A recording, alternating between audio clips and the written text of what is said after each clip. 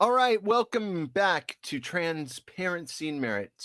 I'm JP, I'm here with Brian, and we are covering equality, compassion, and ego stakes. Very interesting mixture here. Of course, ego and finances usually do. There's so much that shows how the ego can interfere and really screw with the finance situation of individuals and corporations as well. Where are you at on this, Brian? What got you going on this topic? Equality, compassion, and ego stakes. You know what? I mean, for me, I just heard that, I heard ego stakes from Thomas Sowell. He said, a lot of times people don't want to look at data.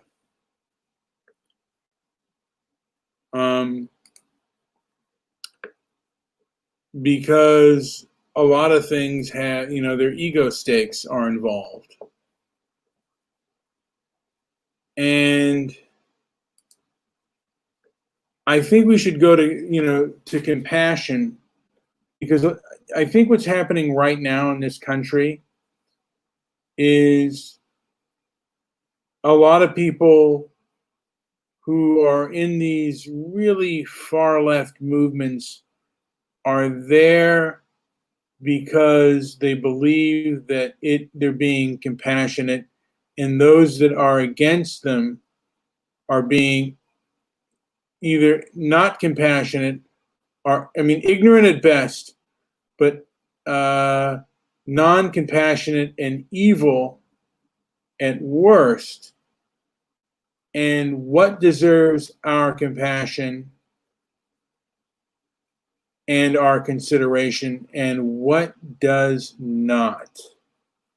When does protection and protection of our well-being come into play? Because compassion should be kind of a two-way street. We should have compassion for individuals or groups that have compassion for us. And if there's no mutual compassion, what good? What good is compassion if it's not met? If it's not met with compassion, if it's only met with scorn? That's a question for you, Joe, and I wonder if you have an answer to that. What good is compassion if your compassion is only met with scorn?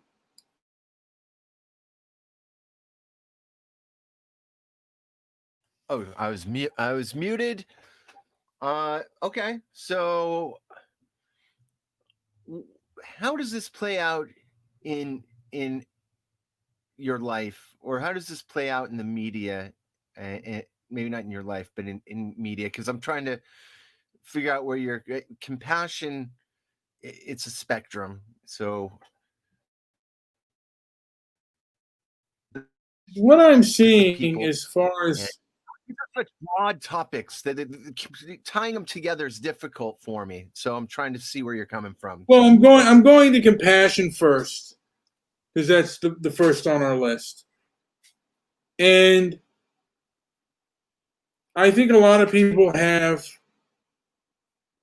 compassion, like whites in particular have compassion for white liberals have compassion for Black Lives Matter and other groups. And a lot of times these groups, or a lot of individuals in these groups, meet their compassion with condescension and scorn.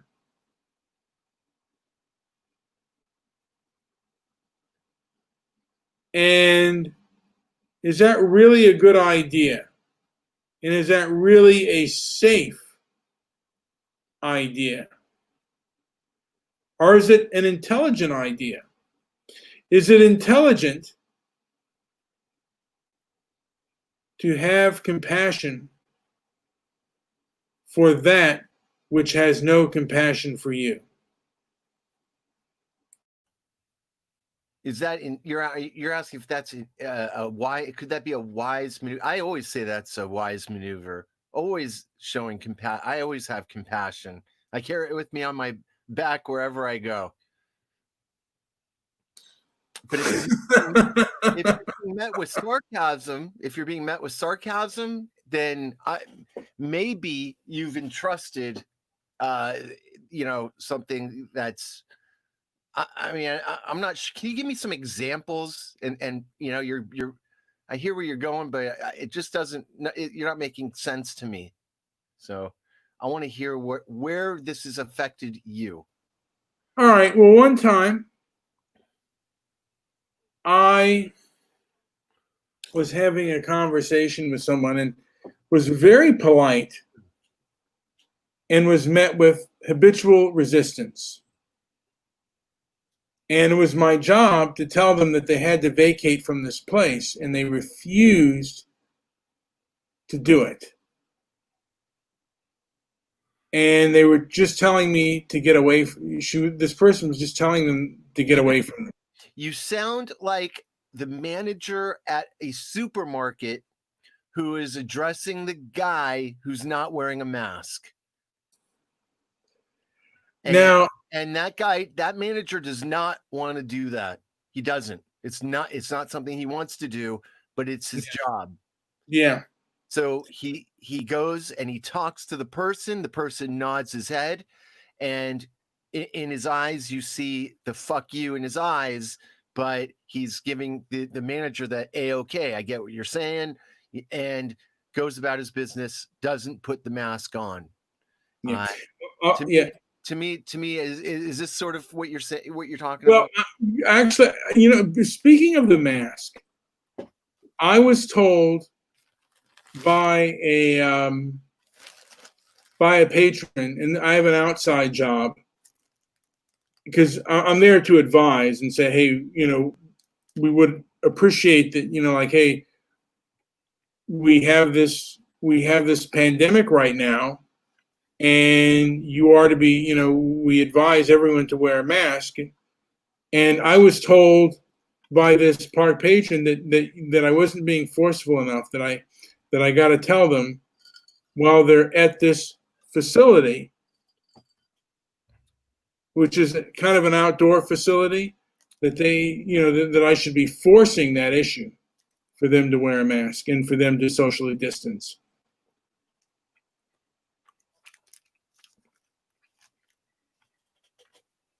All right. Did he want to see the job description? Do you want to show it to him and say, nowhere in your job description does it say to meet a person's level of resistance with? That's ridiculous. Yeah. Well, it was a difficult situation because she was rather forceful. She was an Israeli, by the way. Mm-hmm.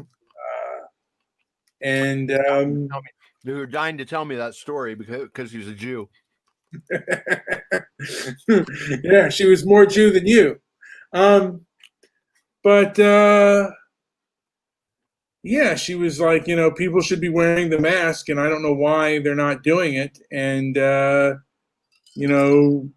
Did you ask her if she was your boss? No, I didn't go that far. You should have asked her to go talk to your boss about it and leave it at that. Yeah, I probably should. I was really kind of angry about it, to be honest with you, because they were trying to inform me on how to do my job. Yeah, I've worked with those people. Be more forceful. Be more forceful. That's just not how I operate. I do things my way. If you got an issue, you're more than welcome to talk to my supervisor. I've had to do that before. Yeah. Now, I think I tweeted to you a few times. There was an incident, by the way, in Georgia, where I believe it's a group of Black Panthers who, with guns, were, I think they were at a park or whatever, but they were questioning white motorists at that place, and they were armed. They were a militia group, a black militia group. I don't know if they were the Black Panthers. But they were very forceful and very negative towards the whites that were there. Do they owe? I mean, they need to survive, so they probably maybe have to give them some respect just because they have a gun and they don't. But do they owe them any compassion? Those that have guns on you, what's to be done when people are if you have a business and people are looting it, or people are trying to burn it down, do you have compassion and say, I'm going to rebuild for people that burn down, the store before? Should you rebuild, or should you go someplace else and rebuild where they're not going to loot and burn you?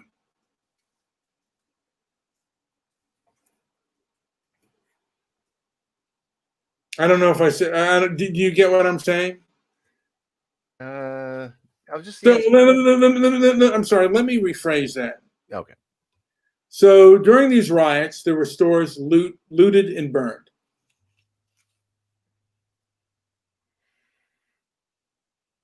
Now, does a store owner and a lot of people, they need those, suppose it was a food store, and there are people that depend on that food in that store, but you don't want an incident like that to happen again. But a lot of the people that live there didn't loot or burn, and you get robbed quite a bit too. Okay. Do you have compassion for that community that may be underadvantaged? Or do you choose to rebuild in a place where this kind of thing is not going to happen?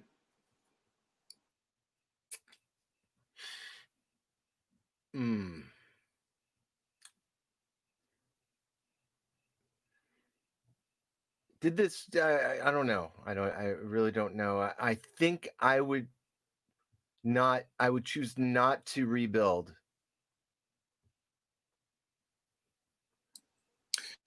Me neither. And for me, I'm under no. To anyone that hates me, I'm in no obligation to show them any compassion or any honorability or anything like that. To a person who hates me and hates who I am and wants me to bend to their rule, then I'm in no obligation to them. No. I'm and not even to tell the truth. If someone really hates me and wants to harm me, I will lie to them. I will do anything I can to get from under them.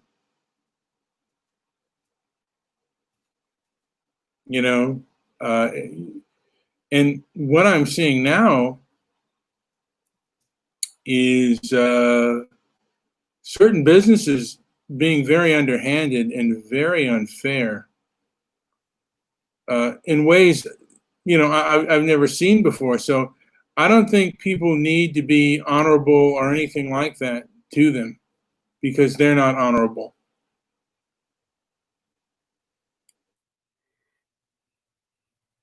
And Wayne just mentioned an issue, says, is my life affected by racial issues personally? Wayne, not at the moment, but my life is affected.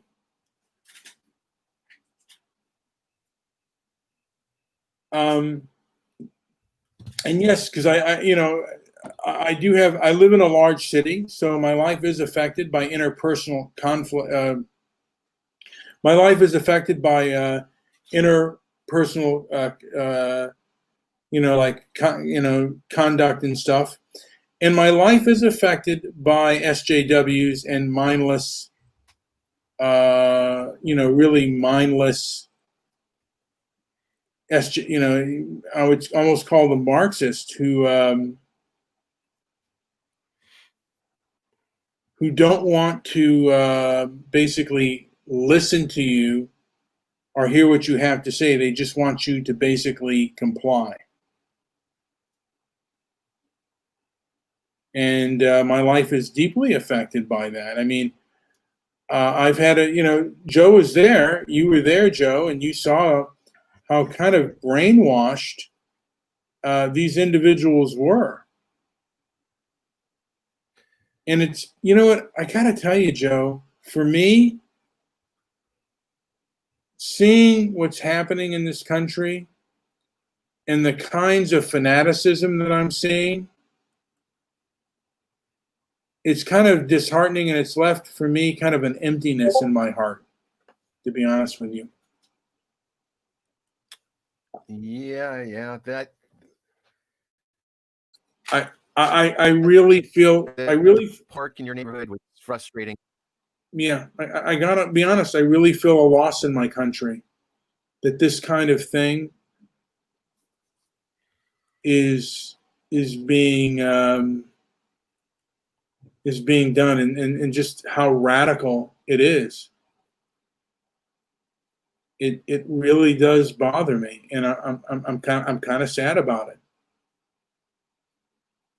I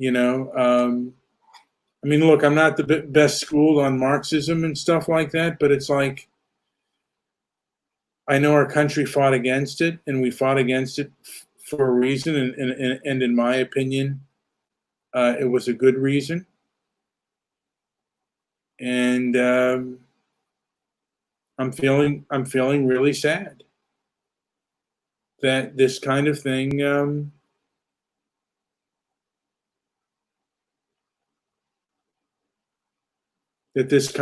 is happening. I'm seeing my country. It feels like to me that my country is being taken over by fanatics. And look, I would. This if is it was the most depressive, repressive feel I've ever experienced in the social realm, and in the politics and everything that's going on right now socially, has just been one division after the next, one side road, one rabbit hole, one dead end after the next, and it's in this cycle. And I backed away, and I'm focusing on, just being a better me, being taking care of my world, keeping my organization and my self up. And those things, once I walked away and shut down the news and everything else that goes with it, honestly, I felt a lot better. And yesterday was the apex of this destruction. I don't know if you've seen any aerial views of Los Angeles from yesterday. It was embarrassing. It was a disaster. Were there a lot of fires, or was it just fireworks? No, there were fires, but the fact is there were fireworks, and to such an extreme level that I got phone calls from people I haven't heard from in a long time, and basically all laying all their frustrations on me, going off on me in voice messages, in a voice message and in a phone call. Two different people. Not to mention, I'm facing a couple other people online that have been doing nothing but giving me frustrating feedback. And but yesterday was the apex of this chaos. And just because you can, and you were able to go and pick up a pack of fireworks, fine. But I'm talking thousands. Okay, I had a neighbor shooting off fireworks into my backyard or over our airspace, our shared airspace, and he must have shot off 1,000 fireworks, and I'm not even exaggerating. It started at the moment the sun went down at about 8:30, and it didn't stop until 1 a.m. And I was mad for a little bit, and then I got these calls from people. It was just, there was so much frustration and anger yesterday, and the bombs going off over our heads, and I don't know how it happened, and I don't know why it happened, but it certainly was embarrassing. It was a disaster. It was without regard for your neighbors, for animals, for anything. And it frustrated me. It got me really upset. I was toxic last night. I was so mad how this went down, and had it not turned out that way, I never would have gotten those phone calls. It was at about 11, between 10 and 11 o'clock, when everything was going crazy. It was just, I mean, and it sounded like neighborhoods were competing with other neighborhoods for who could blast the loudest, and it was just such a shit show. And I don't know, did you experience any of that over in your city? Oh yeah, I was, I mean, and I tweeted you the skyline of Los Angeles. It did look beautiful to a degree, but and that for me is the least. I mean, we had in our surrounding area, we had a BLM protest, but we didn't celebrate our country, the 4th of July, Mm-hmm. the celebration of our nation. We didn't do that because, coronavirus. Yeah, we were celebrating our slavery. I mean, it's such a ridiculous thing. It's the whole Independence Day is a joke. Well, But look, I mean, look, I get it. I disagree with you on that. I get it. I get what it's about, but I'm just saying what happened yesterday was disturbing, and these people should all have been. They should have all been visited. Eventually, police officers did come by. I don't know what they did, if they find any of these people, but they were out of control. Well, that's another thing, Joe. Mm-hmm. The police department has essentially been neutered because, they're, look, I mean, they're afraid to do their job, and there's a lot of restraints, and a lot of this stuff that's going around right now. There's no discussion on the other side, because the other side, is in fear of the other side. The right, to a degree, that wants a sensible conversation is afraid because they can cancel you. They can even threaten you physically. Now, this has been going on for quite some time, but it's gotten to a heightened degree now. And like yesterday, I talked to someone whom I thought was somewhat sensible, over the years, and he's kind of brainwashed too. I mean, it was kind of a pleasant conversation, because at least he was willing to hear what I had to say. And he's not full SJW like some of my other friends who are full SJW. Mm-hmm. Now, someone said, and I forget the analogy that they used, saying, first and she said, we all think of things emotionally first, mm-hmm. and then we use our logical brain elsewhere. I mean, at other times. And she said, the truth is, what you have to do to kind of break through, and it's not always successful, is you have to speak to their emotional side first, and then their intellectual side second, is how you win them over. Because if you just go with facts and reason, they're just going to dismiss you. So the first thing that you want to do is get to their emotional side first. And I've been very angry lately.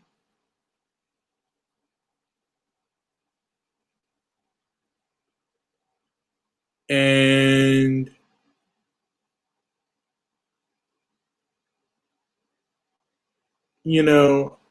I've been wanting to lash out at a lot of these people who are, some of whom are very vindictive and very cruel.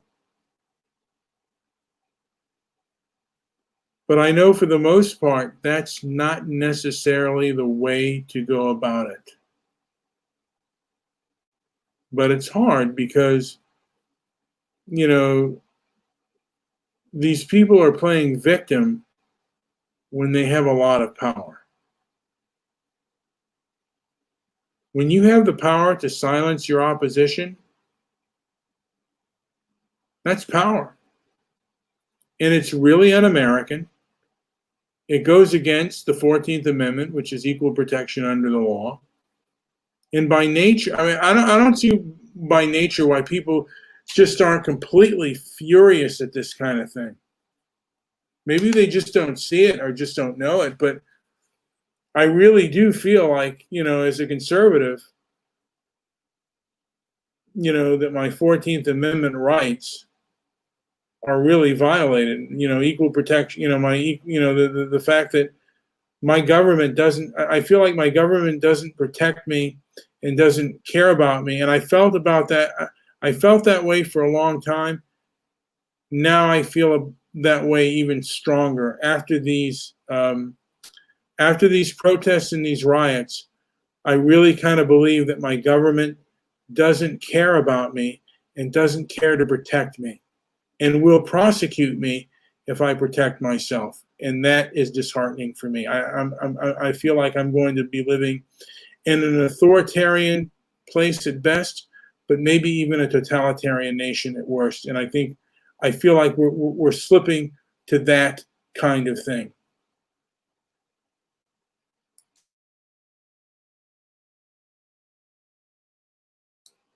I don't know if you have a comment on that, Joe. I'm just going to show my T-shirt. I think it's important.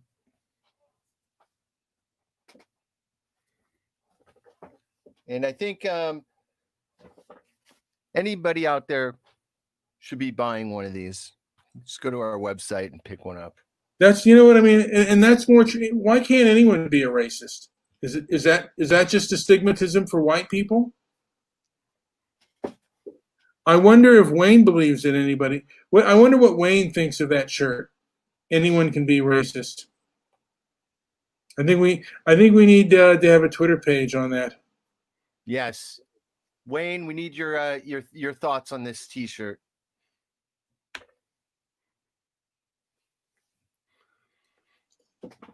Also, of course, the back is the best part here. It says inflammatory talk. It's our old podcast. Yeah.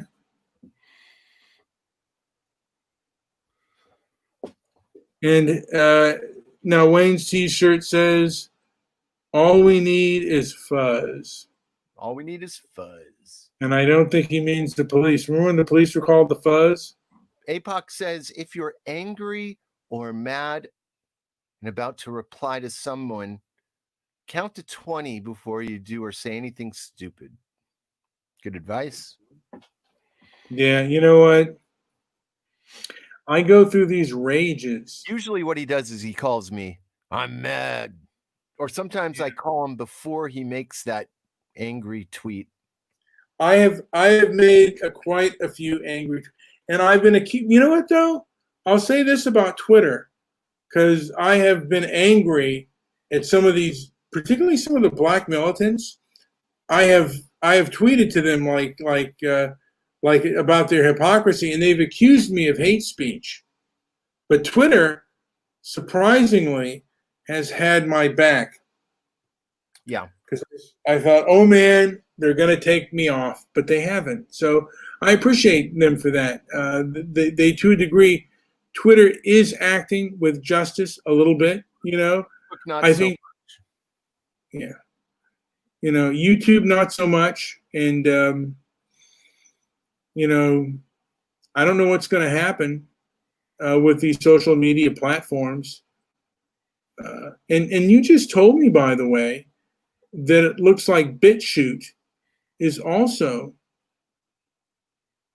going to go the way of YouTube and censor as well. I have heard this from a lot of people that jumped the YouTube ship, went over to try to different places, but BitChute I've heard is very close to becoming what YouTube's now at, where they're at now.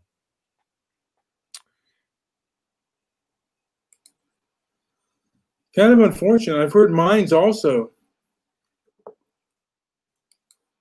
Twitter seems to be tightening up. I haven't seen it on Twitter.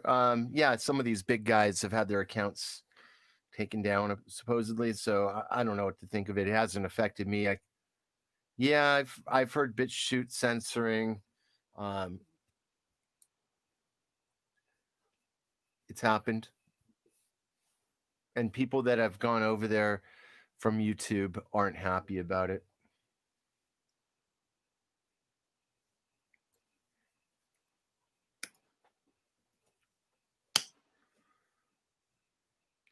Now you were talking about ego, stakes, and finances. Did you already get into? You know what? I think I just got kicked off of Minds, believe it or not, if you can believe that one. What? Yeah, maybe. I don't know. Here we go. Now I'm not kicked off. All right. I think they may, I've heard Minds is also going that way because I'm on Minds as well. And I've heard Minds may go that way, where they also cancel people. But there are a lot of places out there. One of the things that we want to do is we want to be a place of free speech and free conversation. And we're open to anyone who's willing to talk to us, whether they're on the far right, whether they're on the far right, the far left, and everything in between. Because the way you really resolve issues is you talk about them and you discuss them. Come on in and have a glass of water, glass of wine. Maybe some may say even smoke a bowl if you want to. We may even ask the Reverend Bud Green to come on. He has gotten really left, by the way. And it's kind of surprising me on that. It's kind of a little bit disappointing because I always thought of him as kind of a peaceful guy, but maybe not. So that's with the compassion. I guess the next issue would be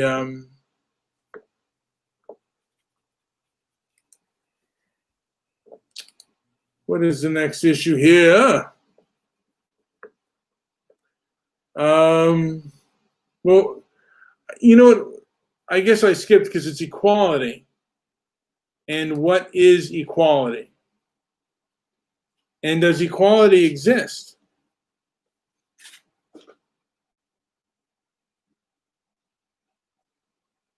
Equal protection under the law.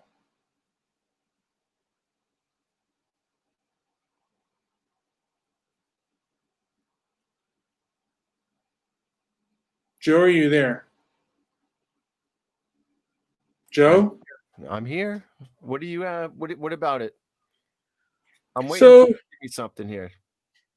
Okay, so I don't think equality exists, but compassion does, and I think we should be compassionate. And we should have, equality exists in some realms and it does not in others. Equal protection under the law. and it's not perfect, but it's something that we should strive for. I wish it was something that our social media companies strive for, but unfortunately, it doesn't look that way.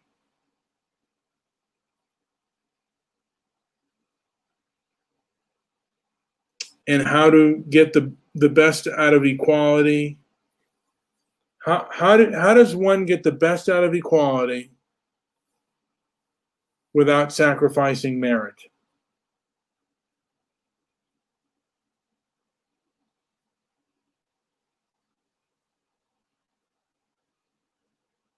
Does anyone have an answer for that in the chat room? Because, for example, if you're picking a team,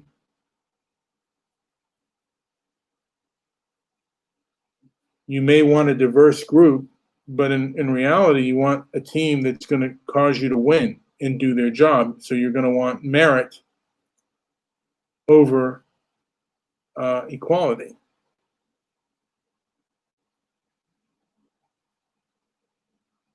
Now, I don't think our laws indicate that. In some ways, our laws, our employment laws, to a degree, they want diversity over merit.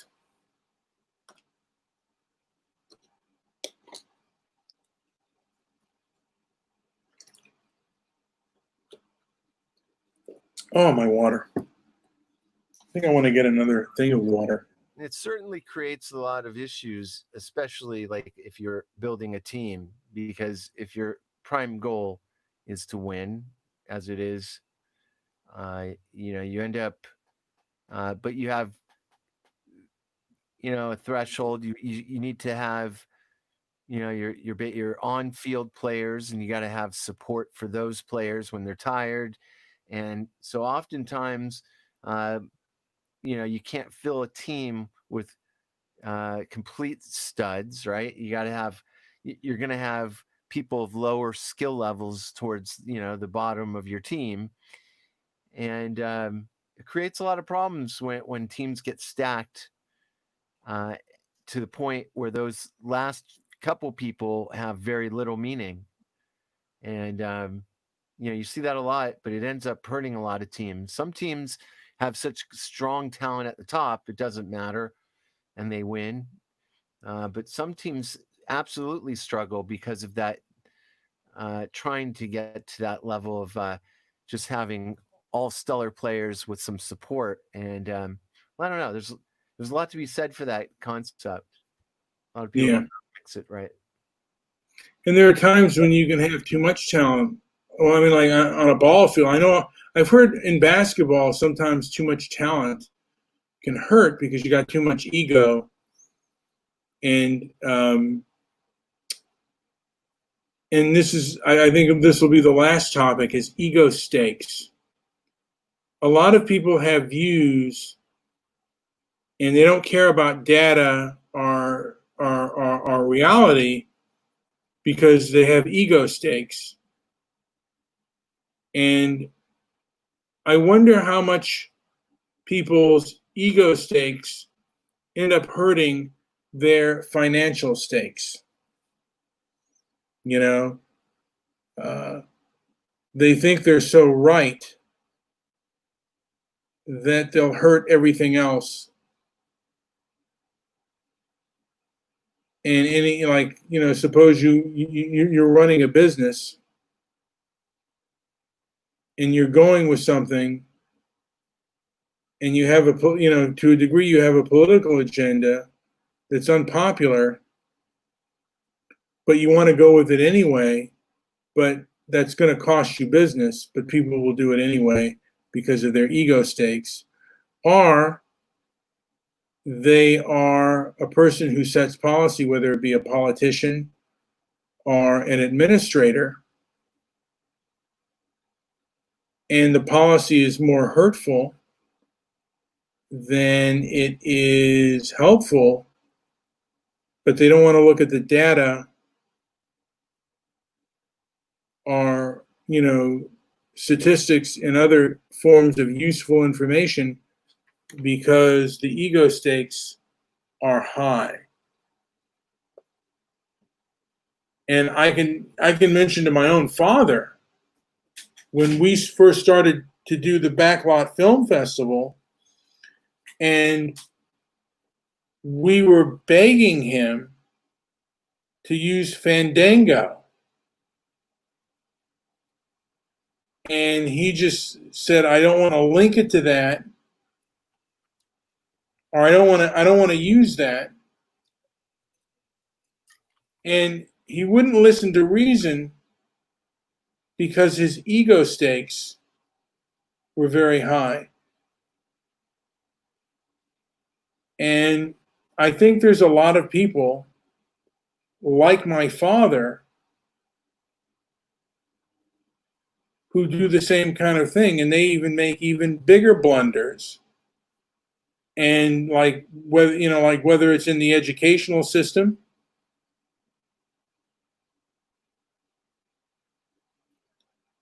or whether it's in governmental planning, you see people that make decisions, even if they're hurting people. A lot of times they don't want to listen to it or look at it until it's too late. With my father, the whole Fandango thing was glaring. Like it wasn't until the end where that ended up really messing with him. Joe, is there anything you have to add about ego stakes and people's? No, let's carry on. Let's keep going through. This is good though. Okay. Now, Dennis says ego gives you your personality, and Joe has stressed that there is a healthy ego. And I don't know if I agree with that, but I do agree that there is an unhealthy ego. When the ego basically contradicts facts of reality, and that ego hurts other people. And that's when the ego is not only destructive to themselves, but to other people. I'll always fight for that. That ego is good, and it just gets abused. People just don't know how to handle it. But I understand. There's all kinds of views on this, but let's face it. Some days it's very difficult to get out of bed to get to work, and your ego can really fire you up and get you motivated to go in with a smile on your face. It just depends on how it's used. Yeah. Of a healthy existence. But I wonder how much ego plays a part in, like, if you're dealing with drug addiction or food addiction, because some people think that that they could stop at any time. I mean, for me right now, I mean, there are times when I don't eat, where I eat okay, where I eat good, but there are times when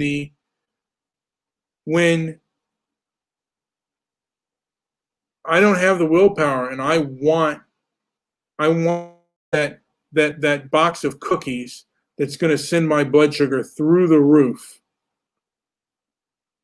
and I don't have that willpower. And there are drug addicts who they need detox, and they can't really. I mean, their own willpower isn't enough to do it. Yep. It's with anything in this world. Too much of anything can be a problem. Yeah. But they, like, at some point they got to know that it's wrong. I mean, I've talked to drug counselors, and they said, yeah, they know that. Hold on.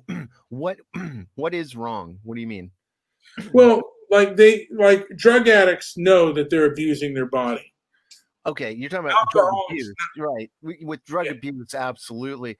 But I'm alcohol, with food, with exercise, with, I mean, there's positive things that are problematic as well. Yeah. Some people will say, I mean, I've met people who run 15 miles a day, and and they don't see the problem in that, but it's a problem in so many ways that they may not see, but others around them see. I mean, it's a strange. It sounds strange, but I I dealt with someone like that yesterday with Crazy Doug. The guy runs 15 miles a day, and then we'll eat for dinner. He'll eat a can of garbanzo beans, and he'll look at me and call me fat. Or it's like, I mean, he's just crazy. It's just insane addiction central with out there. It just depends on what your vice is and how you're dealing with it. Yeah. And recognizing there's an issue. He would never see it as a problem. No. But I know that, and I don't know what to do with my food addiction and my sugar addiction. Like I said, for the most part, it's good, but I don't want to have. I know that having a blood sugar over 100 is not good, and I want to be able to fast. Now that I'm working more, it's hard for me to do that. And right now, my job is where I can't leave. If I want to get something to eat, like some jobs, you can just say, I'm taking a lunch. But in this kind of customer service, you can't do that. And it's like, it's so hard sometimes. And you're stuck in a place, and it's just kind of miserable. And you get that, if you get a sugar craving, it's insane. And it's like a couple of days ago, I got a box of cookies, and if you stood in my way, and if I didn't have the money, I might have even stolen those box of cookies. That's how strong the addiction was. It's like a drug. Sometimes that craving is so strong. It's your heroin. It is my heroin. I think it's a lot of people's heroin. And I don't know, like I said, I'm not in control. My ego is not to the point where I know that sometimes my willpower is not enough.